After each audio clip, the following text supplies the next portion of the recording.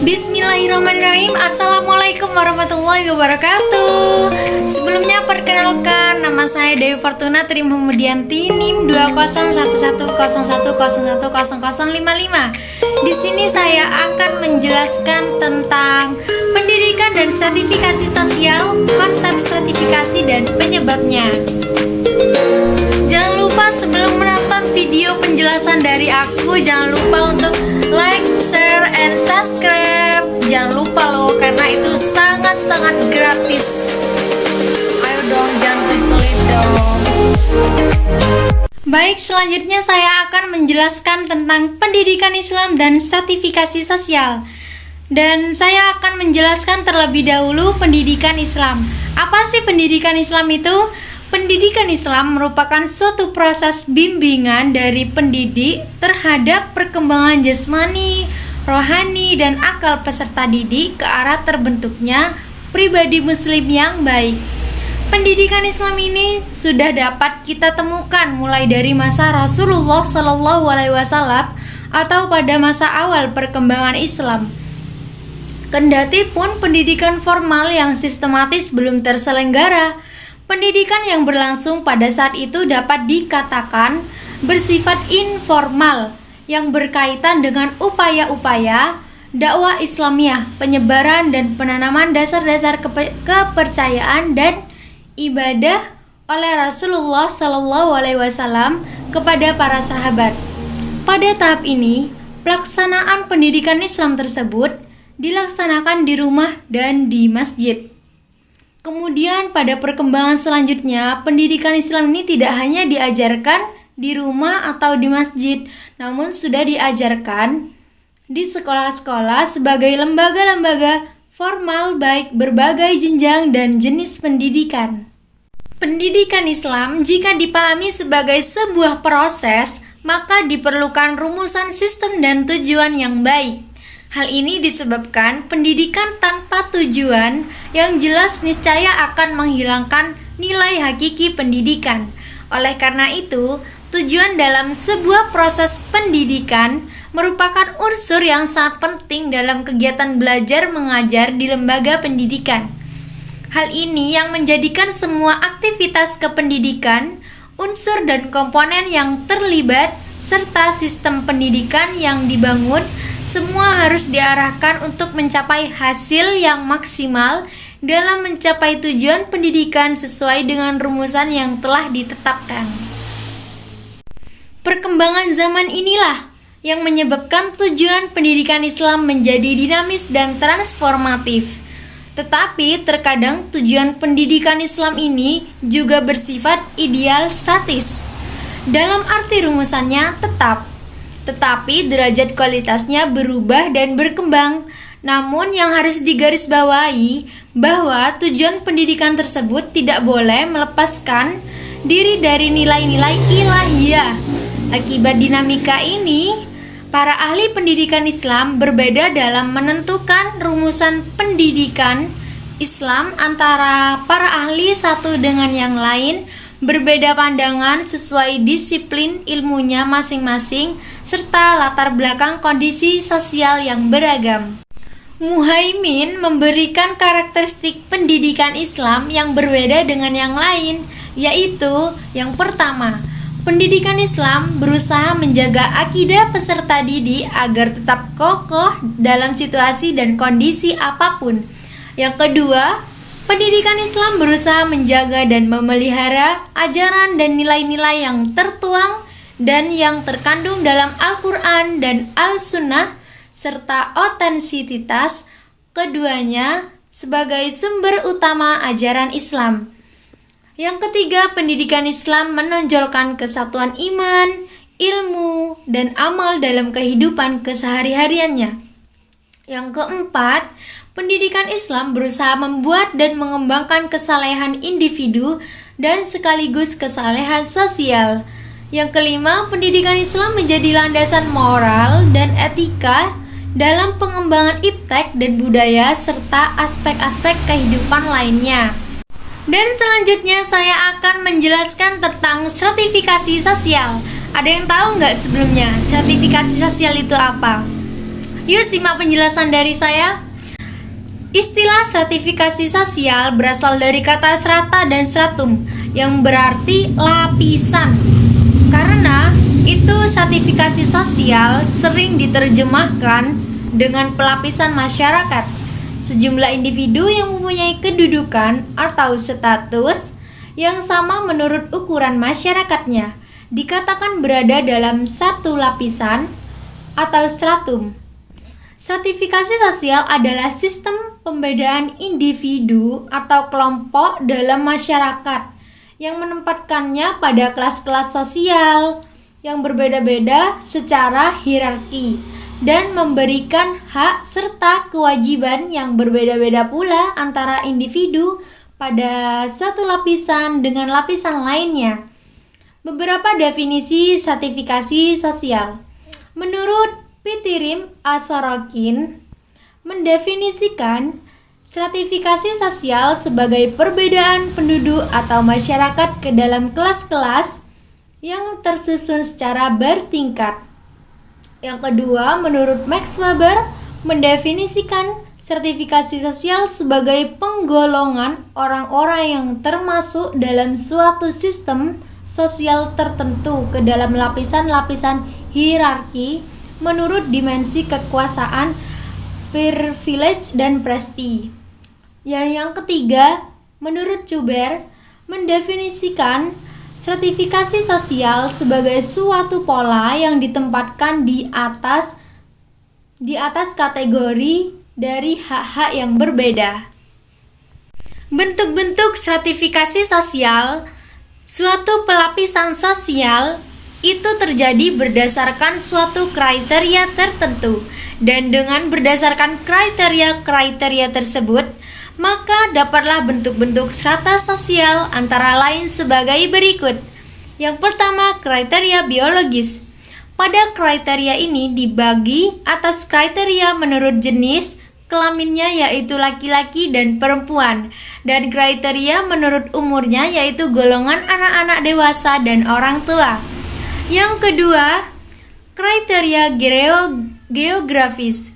Yang kedua, kriteria geografis ini dapat digolongkan atas masyarakat desa dan masyarakat kota. Masyarakat kota terbagi atas masyarakat kota kecil, kota madya, dan kota besar. Sanapia Faisal menyebutkan bahwa bentuk-bentuk stratifikasi sosial terbentuk dari pertama, kriteria politis. Dalam kriteria politis yang utama adalah golongan yang menganut aliran politik, yaitu anggota partai politik dan gerakan massa. Yang lain adalah golongan non-partai. Dari golongan partai politik ini terdapat strata sosial. Yang pertama, golongan pemegang kekuasaan politik tingkat pusat. Yang kedua, golongan pemegang kekuasaan politik tingkat daerah. Dan yang ketiga, golongan pimpinan partai tingkat cabang. Dimensi stratifikasi sosial modern terbagi menjadi 3 golongan. Yang pertama, golongan tinggi. Yang kedua, golongan menengah. Dan yang ketiga, golongan rendah. Implikasi negatif dari stratifikasi sosial yang sering kali adalah nilai keadilan dan kemanusiaan diletakkan pada proporsinya. Suatu konfigurasi hierarkis dari para keluarga yang mempunyai akses yang titik tertentu dan mengenai waktu disebabkan bukan karena variabel biopsikologis, tetapi variabel sosial.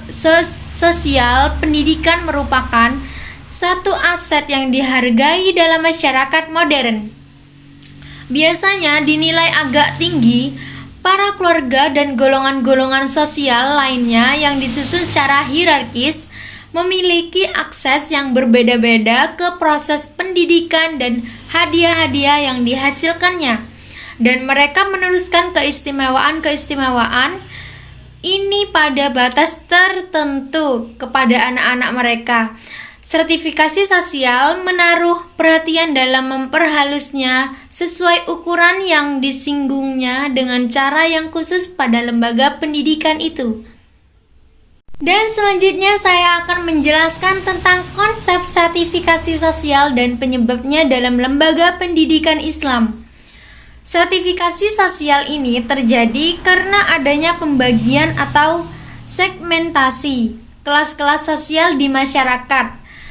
Kelas sosial adalah suatu lapisan strata dari orang-orang yang memiliki berkedudukan sama dalam rangkaian keutamaan dari status sosial. Dasar dari sistem sertifikasi masyarakat disebabkan adanya ketidakseimbangan, pembagian hak dan kewajiban, serta tanggung jawab masing-masing individu atau kelompok dalam sistem sosial. Mengalir pada penguraian di atas bahwa kehidupan manusia tidak terlepas dari adanya lapisan dalam masyarakat atau yang sering disebut dengan stratifikasi sosial.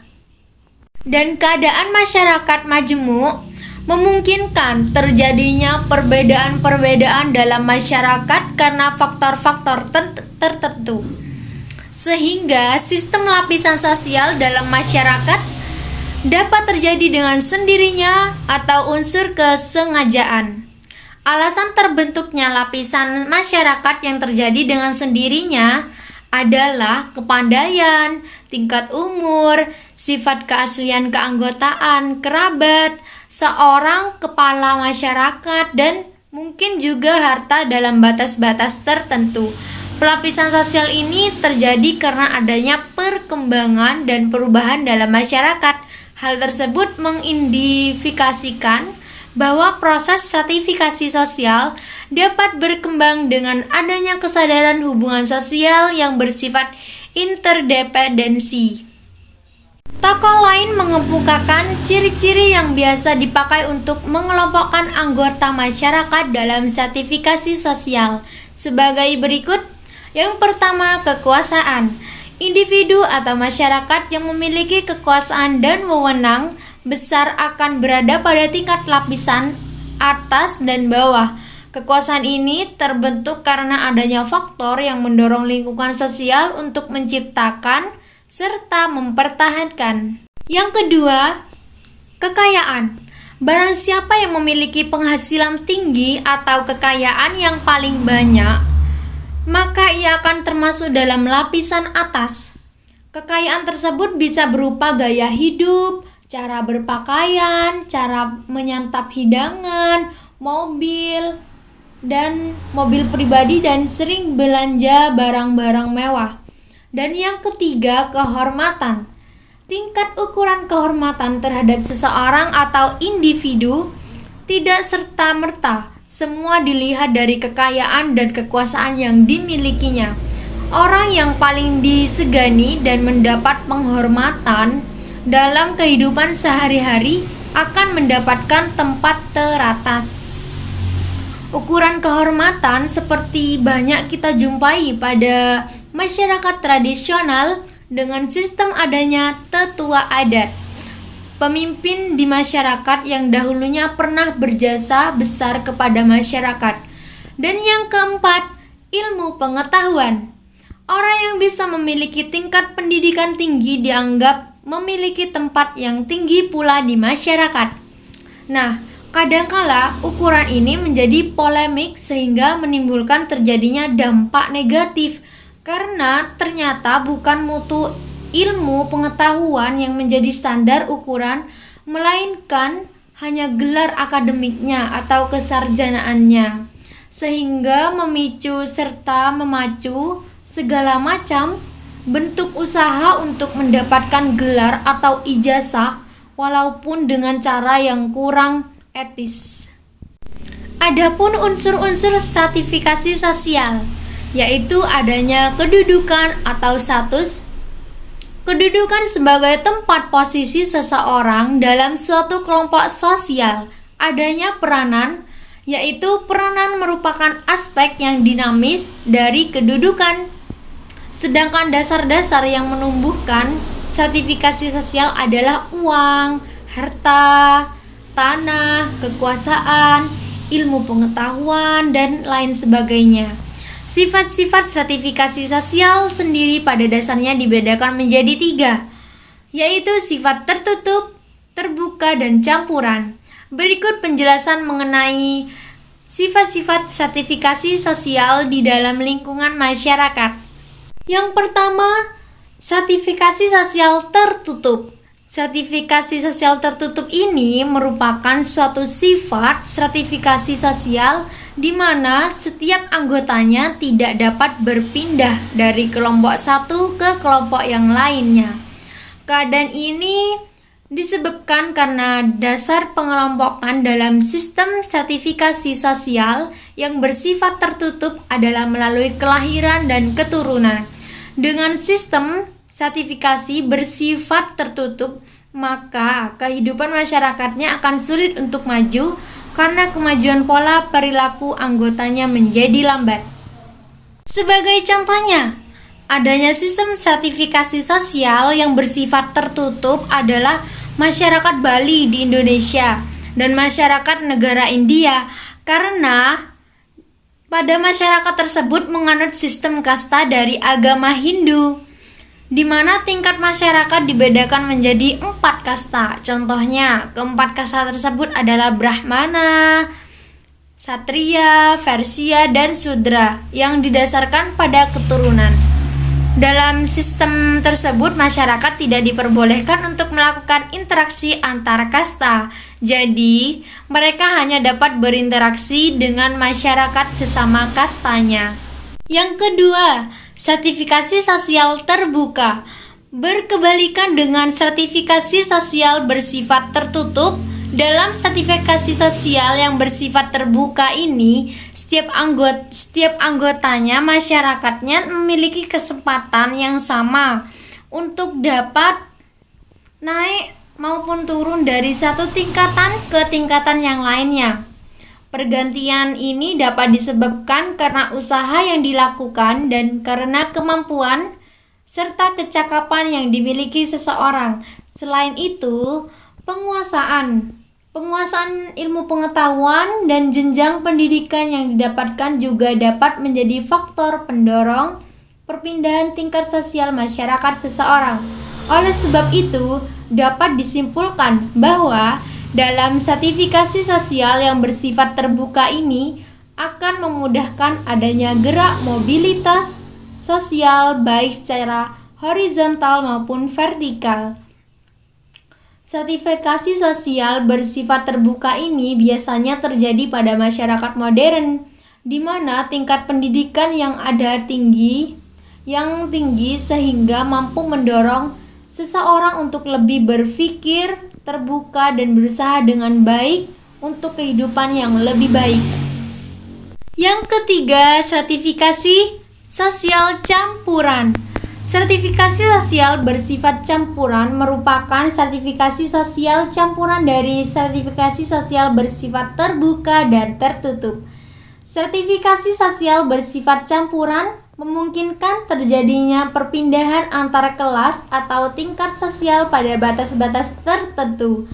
Bentuk ini biasanya terjadi pada masyarakat yang memiliki sistem atau susunan heterogen, atau di mana letak daerahnya merupakan peralihan antar desa dan kota, sehingga sistem kebudayaannya merupakan pencampuran antara dua kebudayaan. Sebagai contoh adalah seseorang yang berasal dari Bali dan memiliki kedudukan atau tingkat sosial yang tinggi di Bali yang sertifikasi sosialnya bersifat tertutup. Belum tentu mereka kedudukan yang tinggi pula bila pindah ke daerah lain. Semuanya akan didasarkan pada bagaimana usaha serta kemampuannya, di mana ini merupakan sertifikasi sosial yang bersifat terbuka. Kurang lebihnya penjelasan dari saya. Bila ada kata kesalahan, mohon dimaafkan karena manusia tidak luput dari dosa. Jangan lupa untuk like, comment, and subscribe. Terima kasih sudah mau menonton video penjelasan dari aku. Wassalamualaikum warahmatullahi wabarakatuh.